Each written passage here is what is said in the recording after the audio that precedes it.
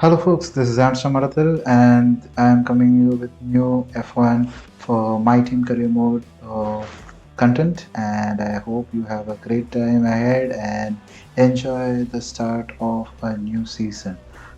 Before that, I hope you can have a good look at the intro for the F1 2020 game. Have a nice time and let me know what are things that I can improve, because I am a beginner and I want to be better by the end of the time when I finish off this season or by the end of this game. So, like and subscribe, share, and let's get started with our new F1 content.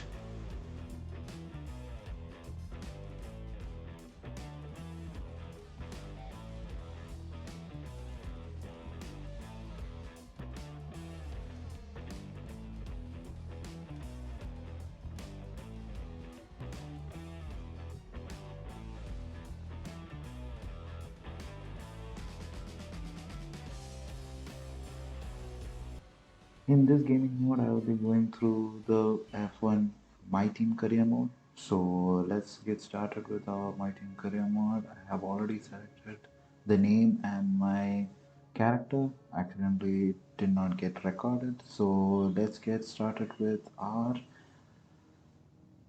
engine component who we are going to select.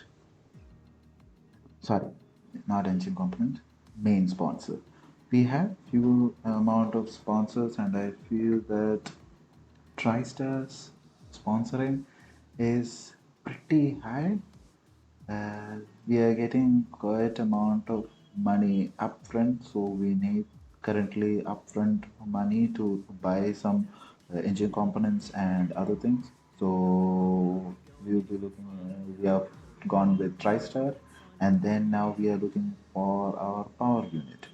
We had few options: Honda, Renault, Mercedes, Ferrari, but I feel with our constraints and buying of uh, a driver which is also good, I feel we need to go with Honda, because I from my experience Honda will be much more reliable than Renault, so that's why I went with Honda. For the next coming seasons, you can suggest me which engine supply we need to go with. In here, we had few amount of F2 drivers and Nikita Mazepin, Korea, uh, Kyoto, Luca Kyoto, and all these different person. But for me, I think the last year was about Anton Hubert. So I feel that we need to go with Anton Hubert. In this uh, section, they are also saying about what all are the different aspects of the drivers that we can look into: the race, pace, awareness, and the overall rating, and so on. Um, so for now, as I said before, I'm going with Anton Hubert just for the memory lane. Uh, so he's going to be our uh, partner in crime, and then that is our dress, and I hope we can change that soon. Not change that. I feel it's a good custom livery, but I just don't see it staying for a long time. As you can see, I've kept red, something like a turquoise, and a white, because red being our jacket color, and I have selected from my choices the chromium one because it's looking good for me. I have personal affection to that color, or I look interesting with that. And this is our logo. We need to improve our logo. Since it's my beginning, I think I have to improve in my a lot of areas. The dress and the logo requires a bit more improvement. So here, okay, sorry. Are we going according to? Yes, we are going as to keep it all colors coming in. We have kept blue, green, turquoise green, and the red.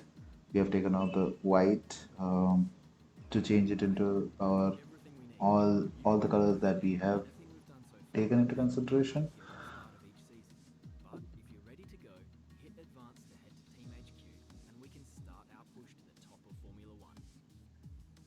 Now we have selected for 22 races the whole calendar year. So, and this is our starting. You need to say, I am a beginner. I will be going with the standard this thing, or more. I will be better. I think I will be going into the next level. I hope. So let's get into our interview.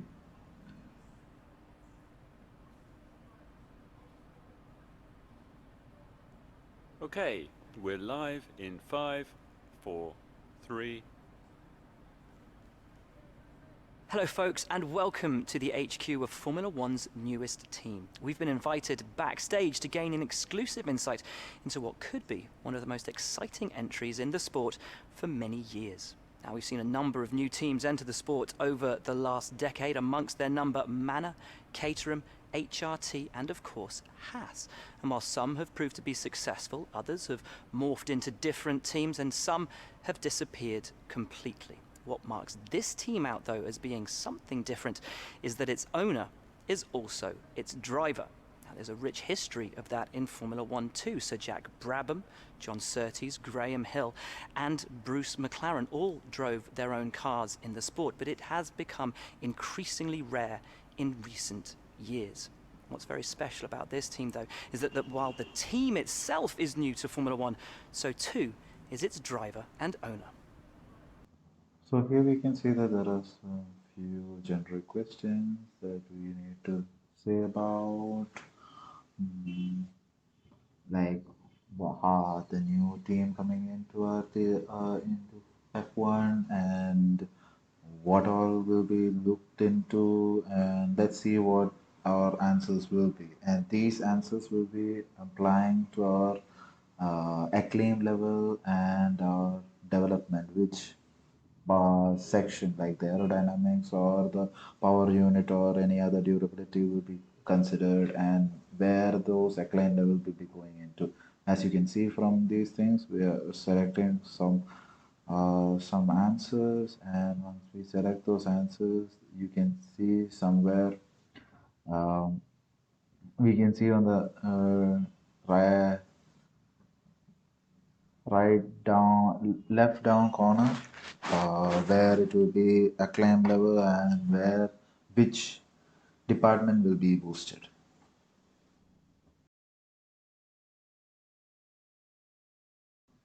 In here, you can see that they are asking for us where which team we will be fighting against, and I feel we can keep a good fight, not as a Williams or anything. I think we can go with something like an Alfa Romeo, so that would be an interesting factor.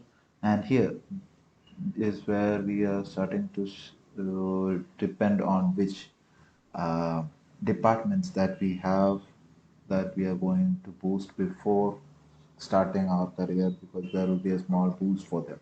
So let's see how that goes. Uh, I think I go for heroish. Let's see which one. Okay, we did go for the aero section, because we do need, first of all, aero. We have a good engine to work with, but we need a good aero to start off our career. And here also, let's see which one we want to go for, and all these things are different things that we can go again. Keep for again, we have gone for an arrow section.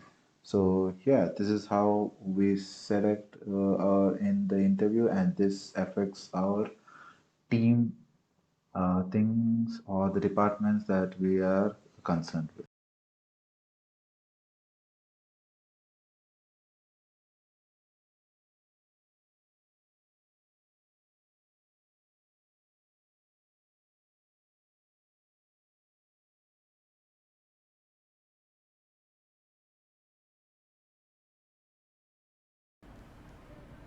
Well, that's about all we've got time for here. We will see how this fledgling team fares in its first Grand Prix. Okay, great. Thank you. That's a wrap. So here we have ended our interview, and let's move on to the next section. This is where we can see the different departments that we have: aerodynamics, chassis, personnel, and here with the amount we get from each games, we can improve them. And here is a chart where which all team sides were, and there is our chart. There is the performance chart where we are standing. Here again, we can improve the distinct things. We can look into our engine section. That is our main supplier, and this is our team rivals, which we will be fighting against during this 22 long seasons.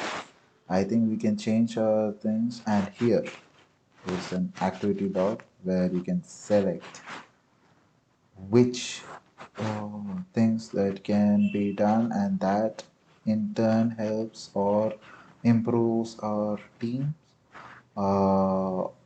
member or the departments that we have. So accordingly they have given, and I've given a time slot of 5 days, and I 5 days and a 7 day, and in the 7 days I see that your acclaim or your morale of the other departments, two departments, will be down by, with that. So I went for a much better, or what you can say, activity which improves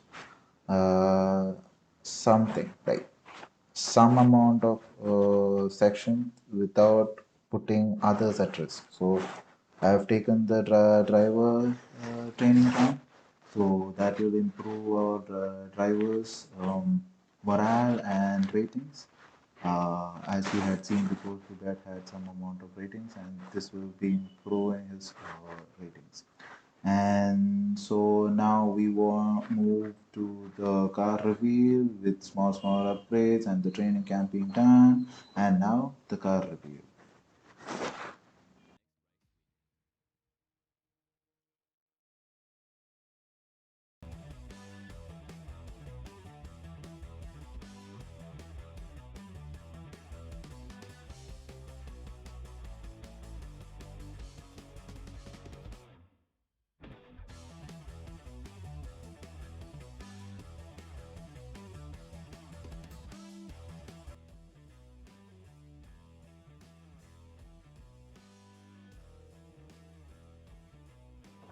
And from here on, we'll be moving to the Australian Grand Prix, and see you in the next episode when we take on the different teams for the Australian Grand Prix, and evaluating whether the level that we have kept is too low or too high. I don't think it will be too high, but it may be going to okay or in the too low section. So like, subscribe, and share this video, and hope you like the content. The Australian Grand Prix will be coming soon, and see you soon. Signing off. I'm still Madatta.